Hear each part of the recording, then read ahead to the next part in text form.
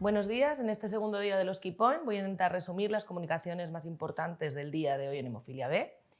En primer lugar, me parece interesante destacar una comunicación oral, que fue una revisión sistemática acerca de las tasas de tromboembolismo venoso y uso de tromboprofilaxis después de una cirugía ortopédica mayor en pacientes con hemofilia congénita A o B. Los pacientes con hemofilia A o B se consideran de bajo riesgo posoperatorio de tromboembolismo venoso, debido a su coagulopatía de base, y la administración de tromboprofilaxis farmacológica a menudo se considera contraindicada. Sin embargo, el uso del tratamiento sustitutivo podría aumentar el riesgo de tromboembolismo venoso posoperatorio. Por lo tanto, el uso de tromboprofilaxis en estos pacientes sigue siendo controvertido.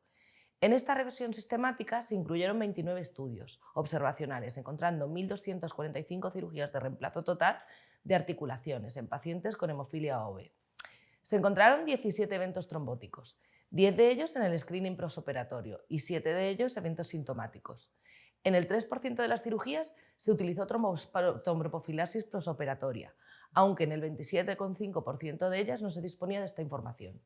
Los autores concluyen que, a pesar del bajo uso de tromboprofilaxis en pacientes con hemofilia, la tasa general de eventos trombóticos sintomáticos después de la cirugía ortopédica mayor pareció ser baja, aunque son necesarios más estudios para investigar mejor el riesgo de trombosis en este entorno e identificar a los pacientes que requieren estrategias profilácticas adecuadas. Hubo otro simposio interesante dedicado a la innovación en hemofilia B con inhibidores. En esta, el Dr. Carcao incidió en el reto que sigue suponiendo la aparición de inhibidores en los pacientes con hemofilia B, empeorando el pronóstico, aumentando la aparición de sangrados y empeorando la calidad de vida. Recordó que con la aparición de los agentes miméticos para hemofilia A se ha resuelto de manera importante este reto en los pacientes con hemofilia A inhibidor, pero continúa siendo un problema importante en aquellos con hemofilia B inhibidor, recordando que además la tasa de respuesta a inmunotolerancia es significativamente peor que en hemofilia A. Dada la reciente aprobación de concizumab en Canadá, tras los resultados del ensayo fase 3, se ha realizado una revisión de los resultados obtenidos. Se ha comunicado una reducción en los niveles de TCPI desde 88,3 nanogramos por mililitro en el momento basal a unos niveles de 10,7 tras 24 semanas de tratamiento. Esta disminución de TCPI se tradujo en una elevación del pico de trombina hasta niveles plasmáticos normales, con una reducción significativa del ABR, de un 11,8% en los pacientes en tratamiento a demanda con agentes bypass a un 1,7% en estos pacientes. Los efectos secundarios fundamentalmente registrados fueron las reacciones en el lugar de inyección, que aparecieron en el 22,8% de los casos, y la pirexia en el 5,3%. Se ha hecho hincapié también en las preferencias del paciente, tanto a nivel de seguridad como vía de administración y condiciones de conservación, con un resultado muy favorable para concizumab.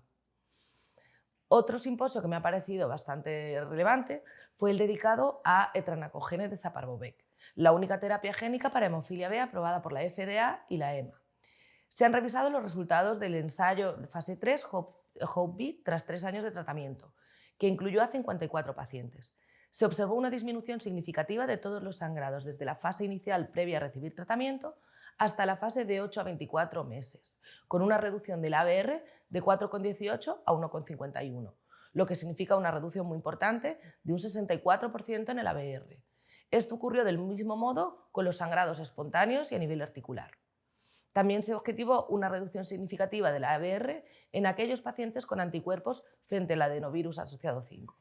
Previos a su inclusión, salvo en el caso del único paciente que presentaba un título elevado, mayor de 700, el cual nunca presentó respuesta a la infusión.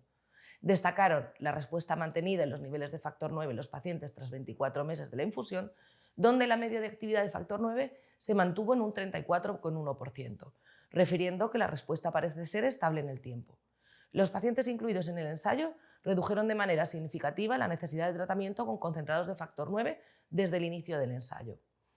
El fármaco ha demostrado ser seguro, siendo la mayoría de los eventos adversos recogidos artralgia, cefalea y fatiga. Como eventos adversos graves, un paciente desarrolló un carcinoma un año tras la infusión, pero parece estar más bien en relación con sus comorbilidades previas. Y otro paciente falleció a consecuencia de un shock cardiogénico no relacionado con el fármaco de ensayo. En resumen, el tratamiento de la hemofilia B con etranacogene de Zaparbovec resultó en una respuesta mantenida de la actividad de factor 9 con una media de un 36,7%, independientemente de la presencia de inhibidor frente al virus adeno-asociado 5, y redujo de manera significativa el ABR, algo que se mantuvo a los 24 meses tras la infusión y demostrando superioridad frente a la profilaxis con concentrados de factor. El 96,3% de los pacientes incluidos pudieron suspender el tratamiento profiláctico con concentrados de factor. Me ha parecido también, por último, interesante otra comunicación oral presentada que analizó el efecto del tipo de mutación en el gen del factor 9 en el perfil farmacocinético de pacientes con hemofilia B tratados con concentrados de factor 9 de vida media prolongada. Es conocido que estudios farmacocinéticos previos han demostrado que puede ocurrir una distribución extravascular significativa del factor 9, tanto en modelos preclínicos como en pacientes con hemofilia B.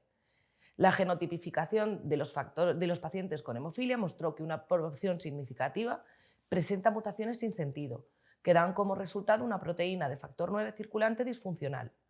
En modelos murinos de hemofilia B, la presencia o ausencia de factor 9 disfuncional puede afectar la farmacocinética y, por tanto, a la eficacia hemostática del factor 9 terapéutico. Se presume que los parámetros farmacocinéticos de los productos de vida media extendida que tienen una distribución extravascular significativa, como el factor 9 recombinante unido a la fracción constante de inmunoglobulinas o insignificante, como el nonacog beta-pegol, podrían estar influenciados de manera diferente por la presencia del antígeno del factor 9 en el espacio extravascular. Para el análisis se extrajeron de la base de datos WAPSEMO las estimaciones bayesianas de farmacocinética de los centros canadienses participantes. Se analizaron 69 estudios farmacocinéticos individuales y el aclaramiento, la vida media y la recuperación in vivo y el volumen de distribución se redujeron significativamente en pacientes con mutaciones sin sentido que recibieron factor 9 recombinante unido a la fracción constante de inmunoglobulinas. No se encontraron diferencias estadísticamente significativas entre los pacientes que recibieron nonacog beta-pegol. Los autores concluyen que los pacientes con mutaciones sin sentido del gen del factor 9 pueden expresar niveles de antígeno del factor 9 que podrían competir con el factor 9 exógeno e influir en los parámetros farmacocinéticos. Este fenómeno puede no producirse cuando se administra un producto de factor 9 con distribución intravascular exclusiva. Esto es en principio lo más importante que hemos visto en el día de hoy en hemofilia B, espero que os haya resultado interesante y en principio nada más por hoy. Muchas gracias y nos vemos mañana.